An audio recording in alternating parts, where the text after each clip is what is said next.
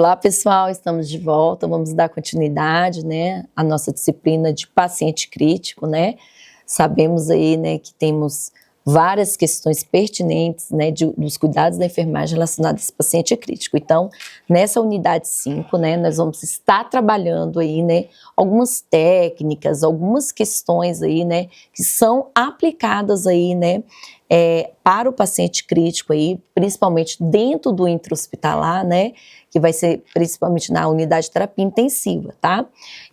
Nós temos aí, né, o paciente crítico, quando a gente se depara com ele, né, que ele necessita ali mesmo de uma condução, a gente tem que utilizar, né, é um paciente que não está respondendo, por exemplo, né, não está com resposta, ou seja, fui verificar se esse paciente está respirando, né, está com ausência de respiração. Quando eu verifico a pulsação desse paciente, o pulso também está ausente, né? Então, o que isso quer me indicar? Está me indicando, né? Que esse paciente provavelmente, né, está em uma parada cardíaca, uma PCR, né?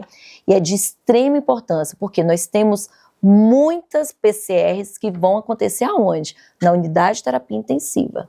E o enfermeiro, ele é primordial para poder saber conduzir aí, né, essa PCR. Né? E hoje nós temos os protocolos aí, né? Nós temos aí, né, a American Heart Association, que vem trazendo os protocolos aí de conhecimento aí, que vão ser trabalhados aí mesmo para estar corrigindo, né, essa questão da parada cardiorrespiratória.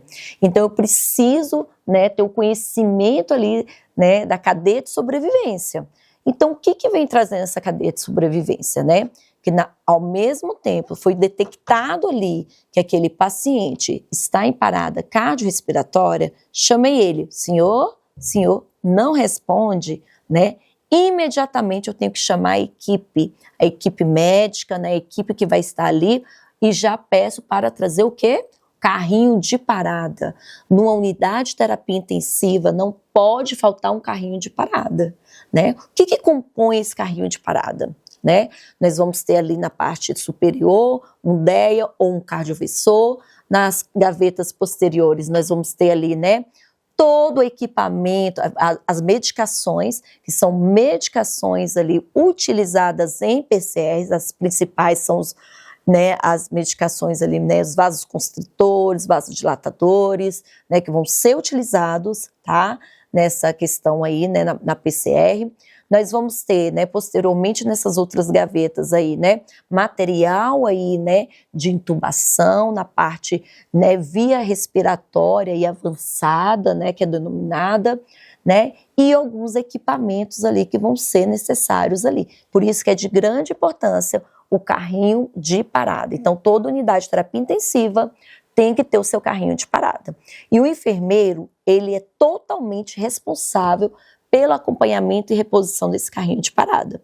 Primeira coisa, quando eu assumo o plantão na unidade de terapia intensiva, eu vou verificar, né, o meu carrinho de parada, né, se é um checklist que eu tenho que fazer. Então, ele está na tomada, porque ele tem que estar carregando, né? Lembra que o cardioversor, aonde vai estar ali, né, fazendo tanto a cardioversão ou desfibrilação, né, ele tem que estar carregado, porque na hora que for utilizar, tem que tirar da tomada, tá?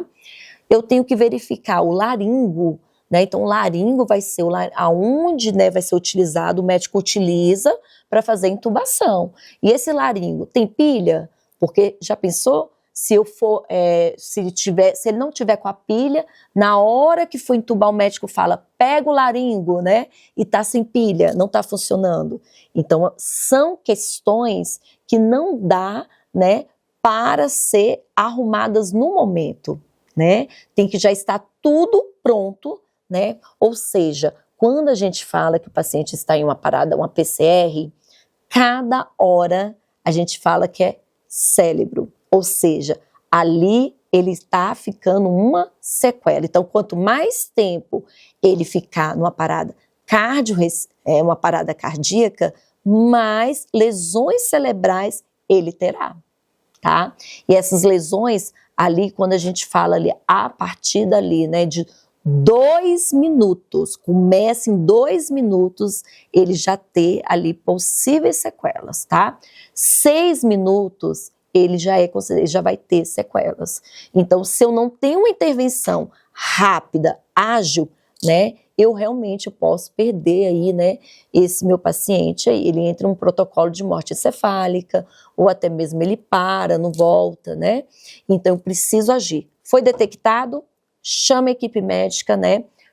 Pede para fazer o carrinho de parada, né, para fazer as intervenções. Uma pessoa vai ficar monitorando a hora, né, um técnico, né, alguém. Outra vai ficar aspirando e fazendo as medicações, né, geralmente o enfermeiro, né, outra pessoa lá da equipe.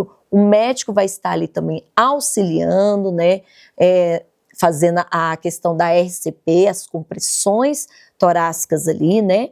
E quantas compressões, afinal, tem que ser feita, né? Então, terá que ser feita, né? 30 compressões torácicas, né? A cada ciclo, né? Lembrando que um total de ciclo ali, né? Que tem que dar entre 100 a 120 compressões por minuto, né?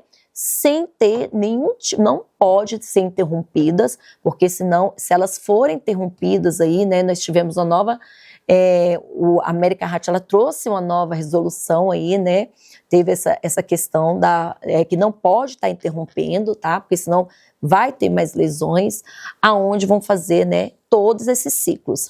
Se é um paciente ali, né, que ele já está com a via aérea avançada, ou seja, entubado, né, nós vamos fazer aí, né, 2 ventilações, tá? Então faz uma, depois faz outra, ali no total 2, né? E vai priorizar as compressões mesmo, né? Lembrando que as compressões, elas têm que ter de 5, né? O mínimo é 5 e o máximo é 7 aí, né? De profundidade, tá? Então tem que ser compressões eficazes, aonde vai ter, né? Tanto a questão mesmo de comprimir, né, a parte lá, né, torácica, mas tem que ter o retorno também, tá, dessas compressões. Então tem que ser compressões aí bem eficazes, tá? E também as medicações. E tem o tratamento aí pós-parada PCR, né? Então esse tratamento pós-PCR, o que será? Monitorização contínua, acompanhamento. Esse paciente, ele pode vir ter, né, mais uma PCR, né, acompanhamento de exames aí, né, encefalograma, por exemplo, né, para ver se não teve uma questão ali da perda, né, de funcionalidade ali neurológica, né. Às vezes o paciente ele vai ficar em coma, ele entra em coma, então vem a aplicação da escala de coma de Glasgow, né, que é uma escala de coma de Glasgow, onde você tem os indicadores ali, que é a abertura ocular, né, nós vamos ter resposta verbal, a questão mesmo, né, melhor resposta motora, que faz toda aquela contagem para saber, né, lembrando, né, que eu considero um paciente aí mesmo, né, em coma, aquele paciente que está ali numa escala de coma de Glasgow ali, né, acima de 3 até 8, ou abaixo de 8. Então, abaixo de 8, ele está em coma. Quando é um paciente que se encontra numa escala aí, por exemplo, né, um Glasgow 3, ele já tem uma indicação, ele está com um indicativo ali, né, de comprometimento encefálico, ou seja, em protocolo de morte cefálica, tá? Então eu tenho que ter esse conhecimento aí, né, para poder saber conduzir. Se é um paciente que está numa escala de coma de Glasgow acima de 8, né, é um paciente que ele não tem comprometimento aí da parte encefálica aí, tá? Outra questão também de condução aí, né, de alguns pacientes, vai ser o menômico que a gente já utiliza aí, né, que é o menômico A, B, C e D, né? O que seria o A, B, C e D? No caso, no intra-hospitalar, um paciente crítico, né? Ele é diferente do menômico que é utilizado no pré-hospitalar, tá? Então, quando eu falo em A, eu tô aí falando da questão de abertura de vias aéreas, tá? B, ventilação, eu tenho que promover ventilação ali, né, para melhorar as condições desse meu paciente, né? C, é a parte circulatória, ou seja, eu tenho que verificar um enchimento capilar. Como que verifica o enchimento capilar? né? Então, ó, nós temos aí, né? Posso apertar aí a pontinha do dedo, soltei, ele não pode demorar aí, ó, mais que 2 segundos para ter essa tonalidade de volta aí vermelha, tá? Ou seja, se demora é porque ele tem um comprometimento aí na parte, né, circulatória. E D, que vai ser a parte neurológica, onde a gente vai aplicar a escala de coma de Glasgow, né?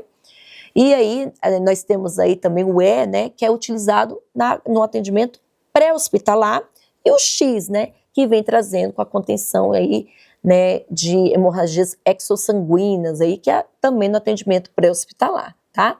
Já o E, no atendimento pré-hospitalar, é exposição, né? Então, a gente fica utilizando aí o menômetro A, B, C, né, na verdade, e D, né, dentro do intra-hospitalar aí, em várias questões aí emergenciais, né, ou até mesmo aplicado ao paciente crítico, tá? Espero que vocês tenham gostado e até a próxima unidade.